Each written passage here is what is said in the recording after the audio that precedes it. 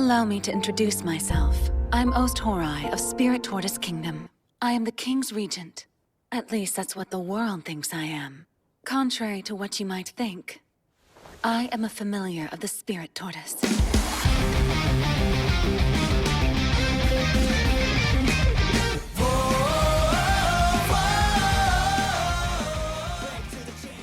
Greetings once again, my friends, and welcome back to more Geek News Anime Night, where we take a particular series, we analyze it episode by episode, and let you guys know what we think of it. And today we're continuing our run-through of Rising of the Shield Hero Season 2. I am your host, Adam Mickelson, aka Drac. I hope everybody's having an awesome day or night when you're listening to this. And of course, joining me is my lovely wife, Andrea. Andrea, summer is on the horizon. You couldn't be happier, could you? Yep. And why is that? Because it gets hotter. That's ultimately why. I'm not wrong. And her grin tells me otherwise.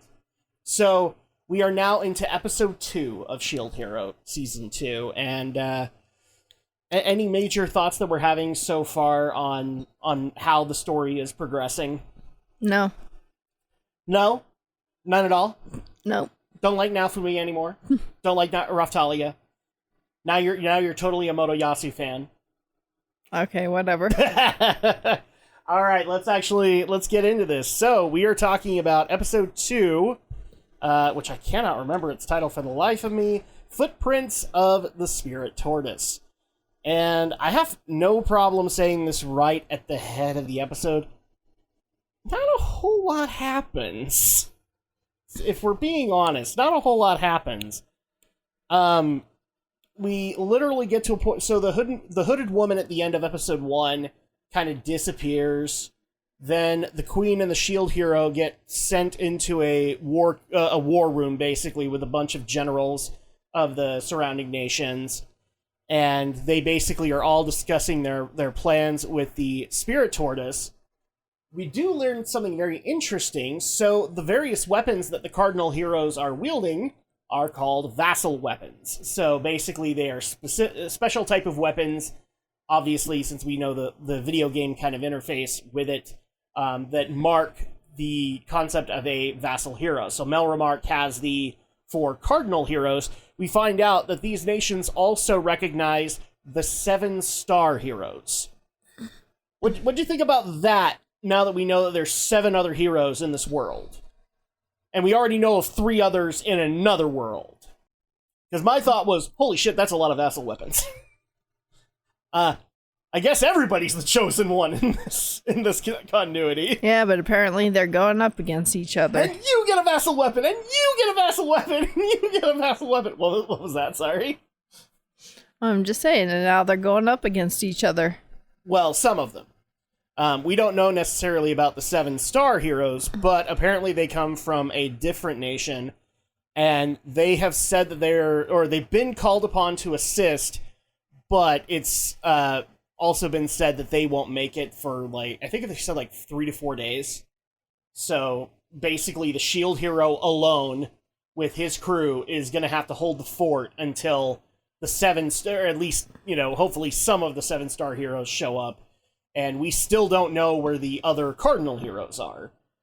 We know they're alive, at the very least. But this is where the episode kind of takes a bit of a dip, in my opinion, because we then get to meet the hooded woman again, and it turns out that she is, I hope I say this right, Ost Horai. She is the regent of the Spirit Tortoise Kingdom, which is in the middle of all of this stuff. And also we learn that she's not only the regent, she is actually a familiar of the Spirit Tortoise. So basically she is the same, if not more elevated than the bats and the yetis, I've now been corrected, the yetis that we've been fighting at this point. She's basically the same thing. Which now lends a whole new thing to her wanting the shield hero to kill her, doesn't it? Mm-hmm. It's like, okay. But she basically offers to help the efforts to be able to destroy the Spirit Tortoise, primarily because she suspects that the Spirit Tortoise is being controlled and is not making the choice to resurrect, so to speak, on its own free will.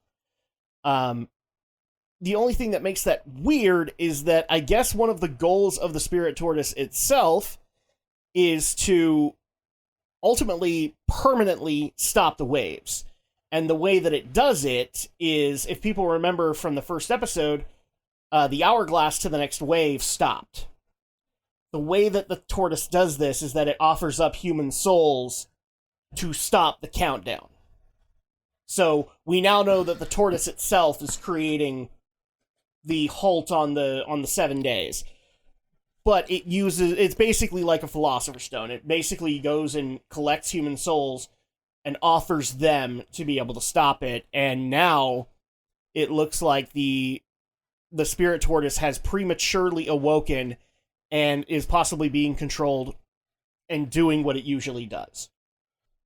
And so at that point, like the Ost Horai basically tells us, yeah, this is, I'll help you to defeat it because I don't think it's acting of its own free will. We even get to see a little scene of maybe who's controlling it, but we don't know that for sure.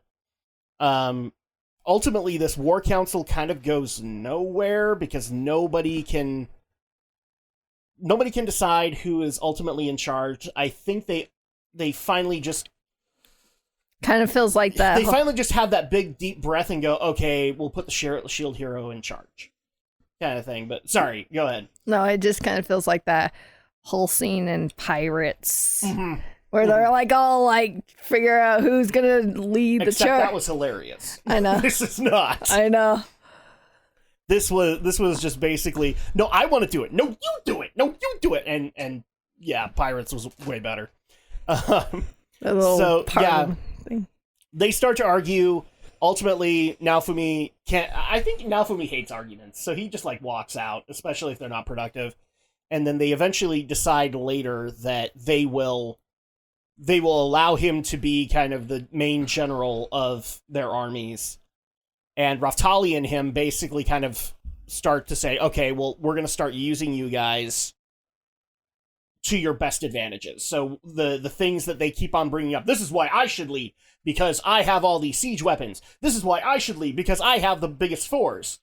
He starts to use that to their advantage, and they basically go march out to an old fort and secure it so that they can then face off against the spirit tortoise and possibly set up a trap in this old fort.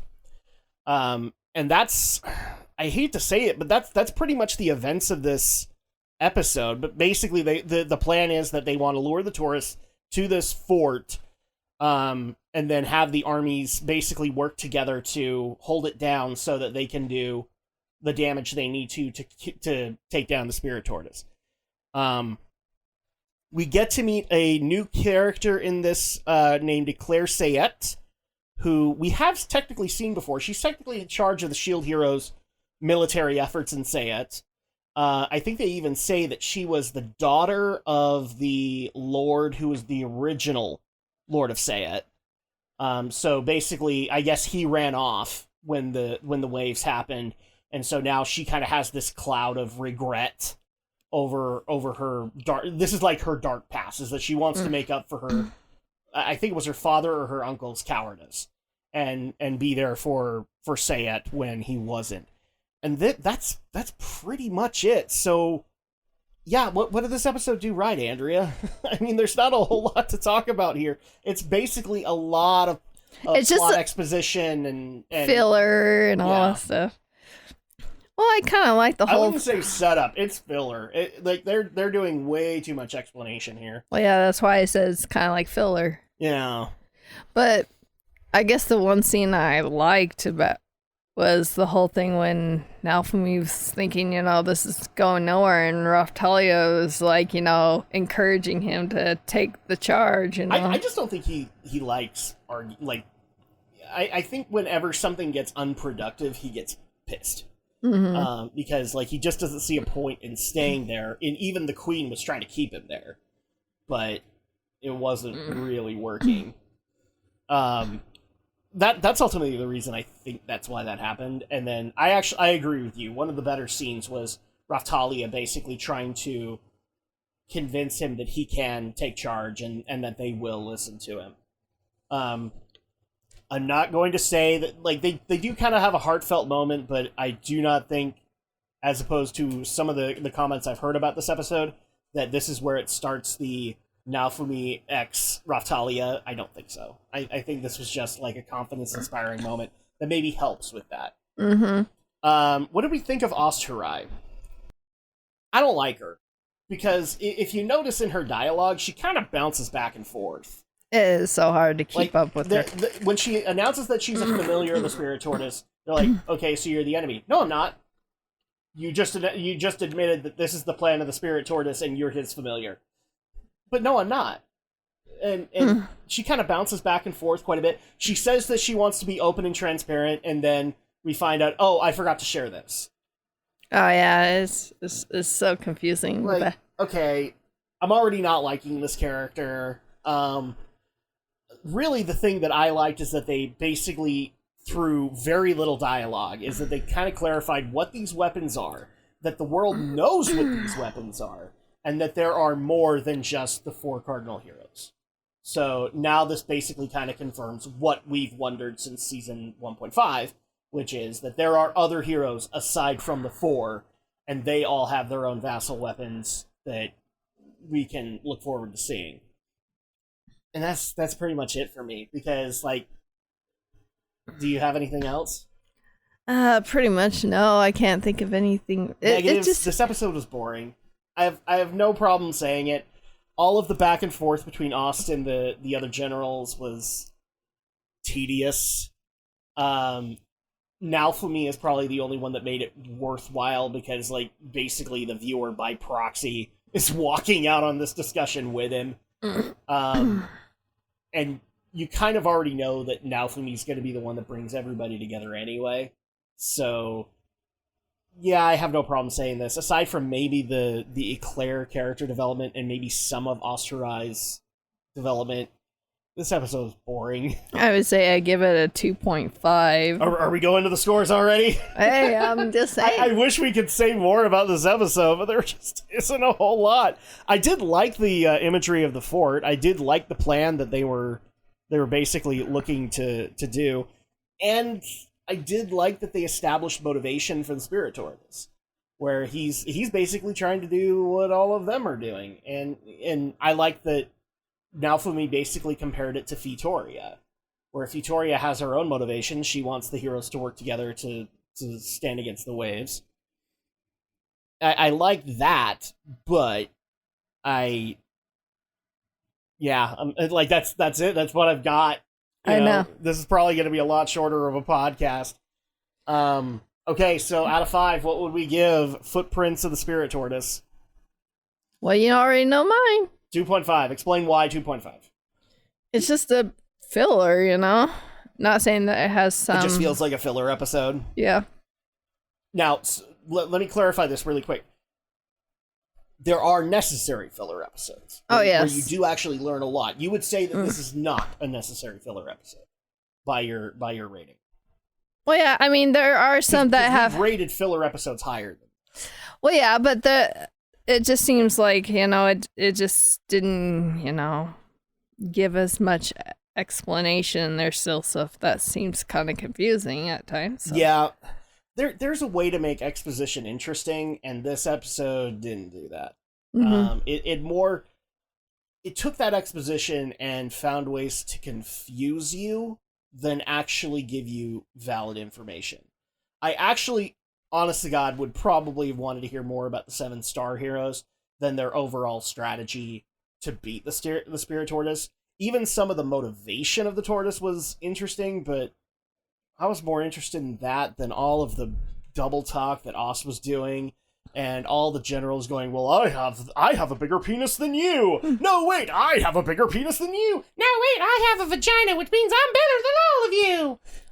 Well, yeah. Because the queen even kind of intermixed into that. Well, yeah, that's what the thing is. Like, you know, if you got more, they went delve into more about the history of the other 7-star heroes. Yeah, like what kind of, like if they at least explained to Naofumi, okay, these are the assets that may be coming to you in the next 3 or 4 days. This is like we could tell you like 3 of them maybe are coming, and these are their weapons. And they didn't do that. And that would have probably made the score higher, you know. Maybe, yeah. Like, because there's good exposition and there's bad exposition, and this is kind of riddled with bad because it's kind of contradicting itself in its exposition. So for me, I'm giving it 2 because I'm a guy who loves exposition. I even, in some cases, don't mind what a lot of people call exposition dump episodes, which is just basically filling in a lot of the gaps in the plot that we don't know. But there's a way to do it, and this didn't do it right.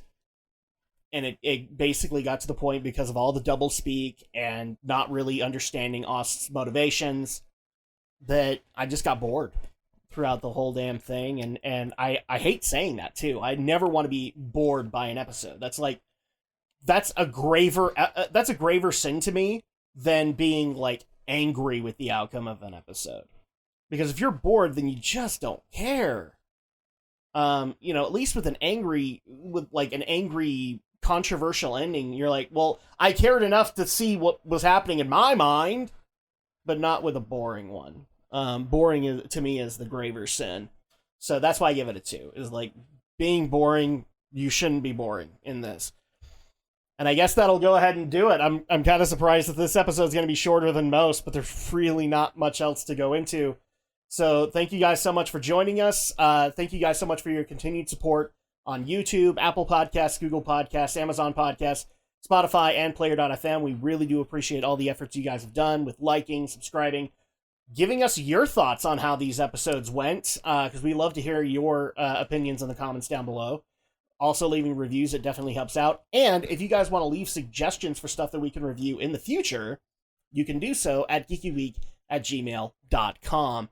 And that'll do it for us. So we'll see you guys next week for episode 3, and hopefully we're in better spirits than we are here. And it's sad too, because episode 1 was actually kind of hyping us a little bit, and then we went straight down. Yeah, so we will catch you guys next time for episode 3 of Rising of the Shield Hero Season 2.